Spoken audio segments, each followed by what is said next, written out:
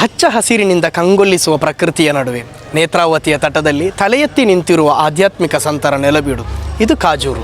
ಸುಮಾರು 800 ವರ್ಷಗಳ ಇತಿಹಾಸ ಹೊಂದಿರುವ ಪ್ರದೇಶವಾಗಿದೆ ಕಾಜೂರು. ಹಜರತ್ ಹಯಾತುಲ್ ಔಲಿಯಾ ರಹಮತುಲ್ಲಾಹಿ ಅವರು ಭಾರತದ ಸುಲ್ತಾನ್ ಖಾಜಾ ಗರೀಬ್ ನವಾಜ್ ಚಿಸ್ತಿ ಅಜ್ಮೀರ್ ರಹಮತುಲ್ಲಾಹಿ ಅವರ ಅನುಯಾಯಿಗಳಲ್ಲಿ ಪ್ರಮುಖರು. ಆದ್ದರಿಂದ ಈ ಊರನ್ನು ಮೊದಲಿಗೆ ಖಾಜಾ ಊರೆಂದು ಜನರು ಕರೆಯುತ್ತಿದ್ದರು. ತದನಂತರ ಹೆಸರು ಬದಲಾಗಿ ಕಾಜೂರ್ ಎಂದು ಪರಿಚಿತವಾಯಿತು. ಕಾಡುಗಳಿಂದ ತುಂಬಿದ ಜನವಾಸವಿಲ್ಲದ ಪ್ರದೇಶವಾಗಿತ್ತು. ನಂತರ ಟಿಪ್ಪು ಸುಲ್ತಾನ್ ಅವರ ಕಾಲದಲ್ಲಿ ಇಲ್ಲಿಯ ಅಭಿವೃದ್ಧಿಯು ಆರಂಭವಾಯಿತು.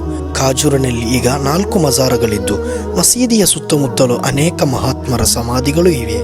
1963ರಲ್ಲಿ ಮೊದಲ ಉರುಸು ನಡೆಯಿತು. ಆ ಉರುಸಿನ ವೆಚ್ಚ ಕೇವಲ 1500 ರೂಪಾಯಿ. 500 ರೂಪಾಯಿ ಹರಕೆಯಿಂದ ಬಾಕಿ ಹಣವನ್ನು ಸಾಲ ಮತ್ತು ಗುಜರಿ ವಸ್ತುಗಳ ಮಾರಾಟ ಮಾಡಿ ಸಂಗ್ರಹಿಸಲಾಯಿತು. ಇಲ್ಲಿ ಅನೇಕ ಪವಾಡಗಳು ನಡೆದಿದ್ದರು. ಅವುಗಳಲ್ಲಿ ಪ್ರಮುಖವಾದದ್ದು ತಿಪ್ಪಯ್ಯ ಗೌಡರ ಜಾಗದ ವಿಚಾರ. ಆ ಸಮಯದಲ್ಲಿ ಮಹಾನರ ದರ್ಬಾರಿಗೆ ಹರಕೆಯನ್ನು ಇಡಲಾಗಿತ್ತು. ಆ ಪ್ರಕರಣ ಮದ್ರಾಸ್ ಹೈಕೋರ್ಟಿನಲ್ಲಿ ಜಯ ಕಂಡಿತು.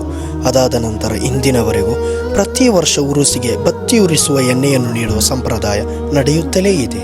ரோட்டின் கேசிலிவர் போய் ரோடு ஷெரிக்கும் வழிவாய் നമുക്ക് കിട്ടണമെന്നൊരുത്ത് തിപ്പയ്യ ഗൗഡൻ സുഹൃത്ത് കാജൂർ മക്കാമിണ്ടരിയത്ത് അവനിത നേർച്ചയും മൂരത്ത് മെഡ്രാസ് ഓഫീസിൽ പാസായി റോട്ടിൻ സ്ഥലവും ഒഴിവായി അത് മുതൽ അവനിൽ ഉറപ്പായി കാജൂർ മക്കാമിൽ വിളക്കായി.